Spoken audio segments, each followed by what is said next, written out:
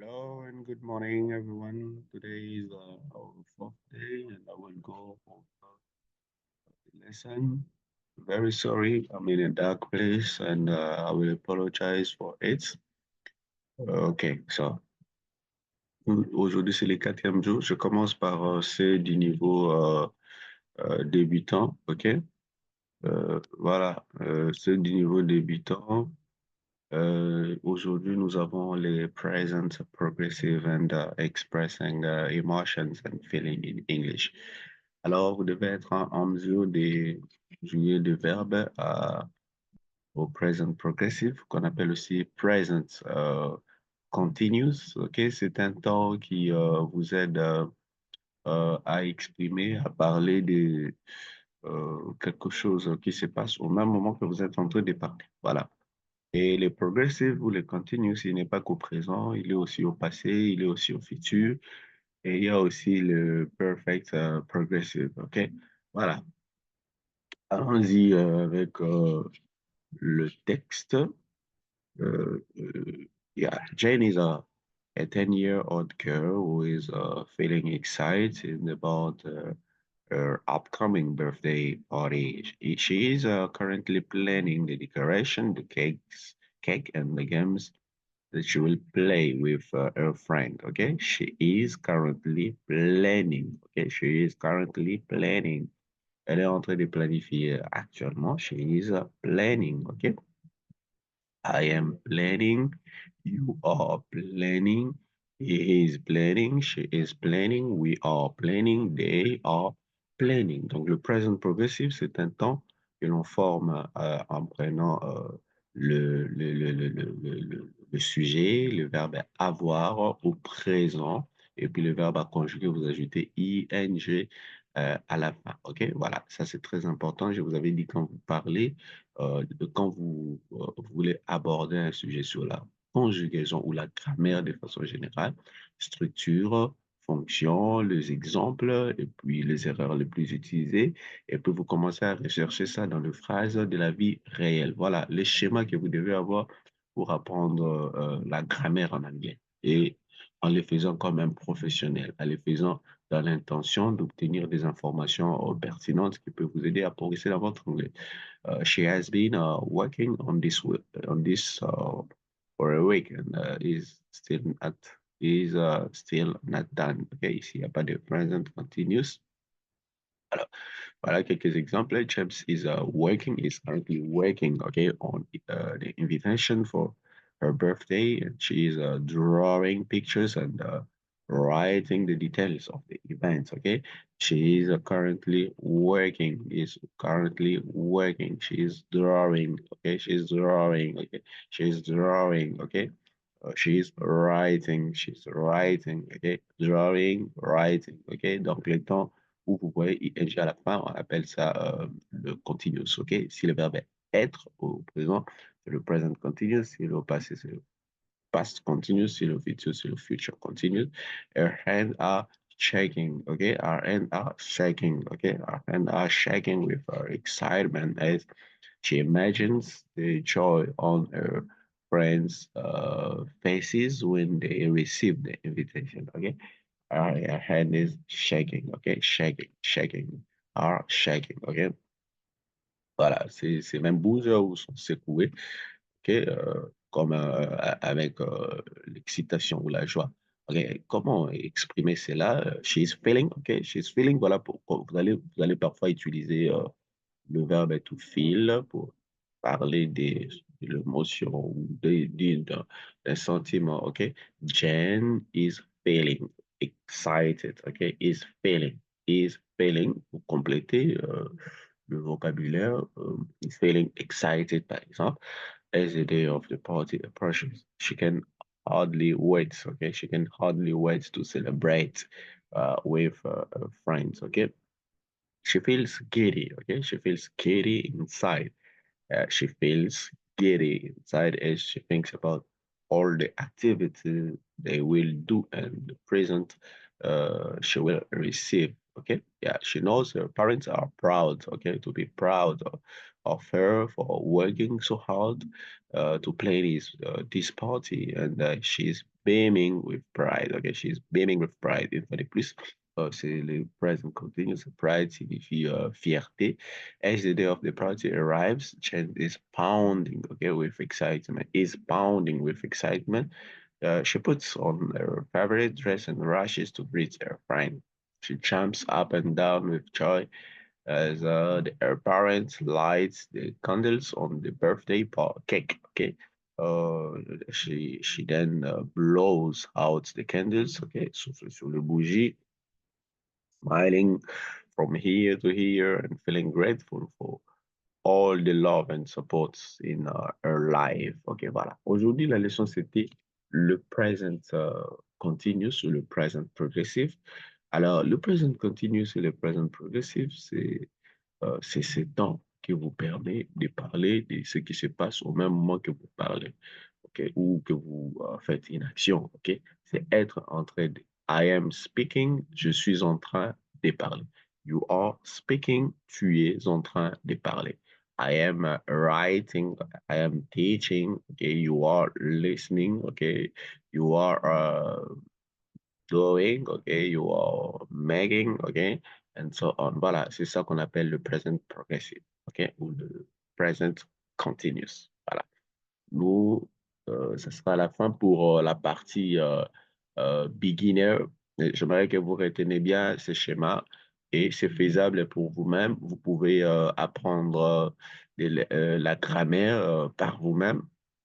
Je vous conseille d'avoir bien des notes, même de façon distincte pour la grammaire, pour le vocabulaire et même pour la prononciation. Alors, vous allez bénéficier aussi de la leçon de la prononciation que je vais donner pour ceux des niveaux intermédiaires et qui veulent aller un peu plus loin. C'est très important de savoir comment vous pouvez faire par vous-même pour arriver à acquérir les informations, à bien fixer les choses. C'est quelque chose de très important. Okay, so you have to know it. Okay, so it's very important. Let's go over the second lesson. So here is a full plan for learning pronunciation. Okay, on your own. You can do it in 6 months. Okay, so to plan to get perfect. Okay, in a pronunciation, it's a very important. My name is Mr. Damien. English confidence coach. They call me Bro Damien. So for those who are familiar and close to me, so I am an English confidence coach. So, okay, I'm just your guide to help reaching your goals that you set for learning English currently. Okay, so it's very important.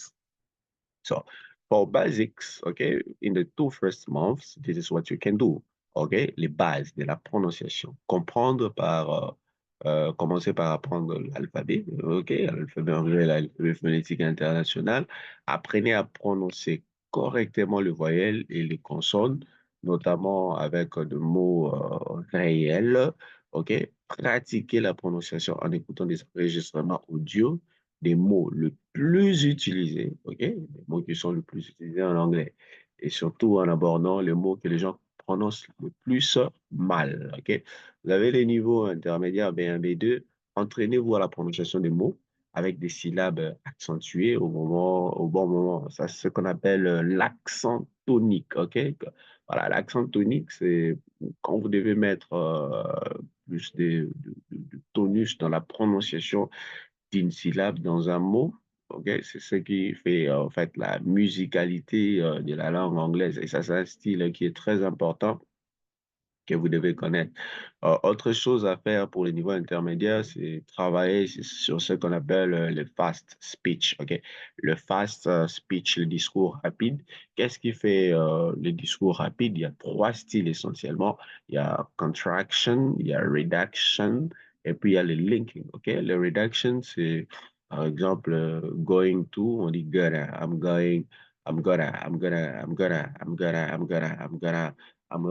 gonna buy I'm gonna buy sugar. I'm gonna buy sugar. Want to on the water, okay?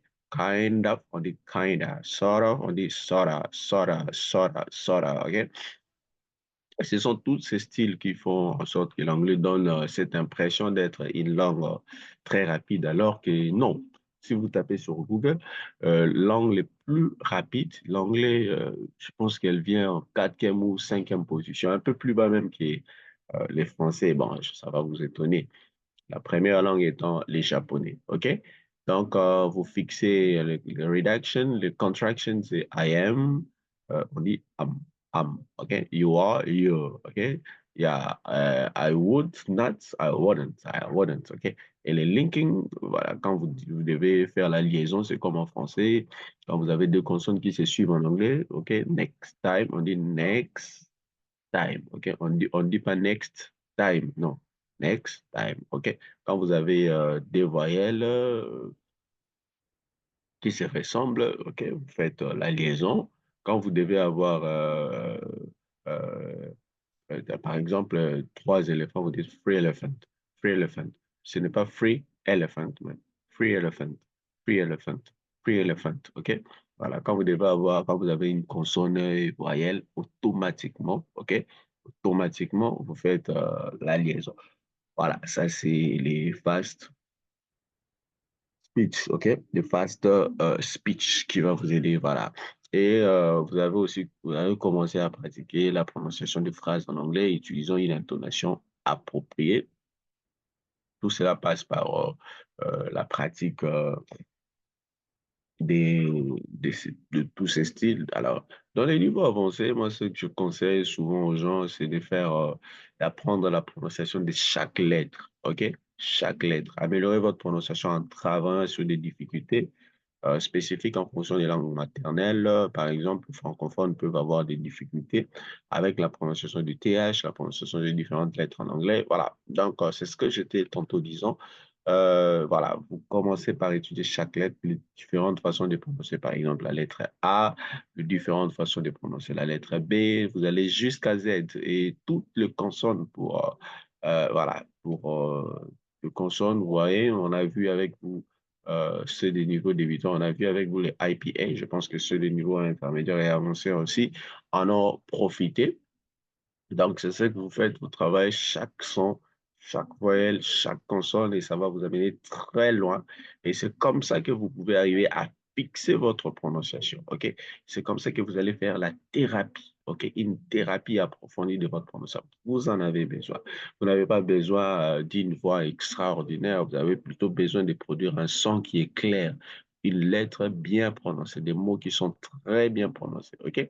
Voilà. Et puis, commencez à travailler en enregistrant votre voix pour vous entendre et identifier les erreurs que vous pouvez commettre. N'oubliez pas, écoutez et répétez des enregistrements audio, des conversations et des discours en anglais pour pouvoir vous habituer à ces différents accents et des styles de paroles différents. Bon, soyez sûr que euh, de pratiquer votre prononciation régulièrement, c'est-à-dire écouter, répéter et de recevoir, OK, des retours de la part d'un instructeur ou d'un locuteur natif de la langue anglaise, OK? Soyez patient envers vous-même, faites preuve de diligence et vous pouvez certainement améliorer significativement votre prononciation en anglais. Voilà. Bon, j'aime toujours le dire que moi, je suis prêt à accompagner individuellement à travers ces plans et des leçons personnalisées, voilà, pour plus de productivité et surtout faire de progrès dans ce que vous faites. Voilà, c'est cela la leçon d'aujourd'hui. Alors, si vous avez bien compris, jusque-là, nous avons fait grammaire, prononciation, grammaire, vocabulaire, prononciation. Demain, je vais revenir avec ceux des niveaux avancés. Nous allons revenir sur un plan pour apprendre le vocabulaire. Alors, je vous laisse encore aujourd'hui pour refaire l'exercice que j'ai donné hier parce que nous allons sélectionner quelques mots et je vais commencer à vous montrer comment vous allez progresser en apprenant le vocabulaire. Un style pour bien intégrer la prononciation du vocabulaire que j'appelle Vocabulary Miracle. Voilà. C'est apprendre de milliers de mots en si peu de temps. Je vous dis merci pour aujourd'hui et surtout pour votre temps et la motivation, l'énergie, gardez-les jusqu'à la fin. Voilà.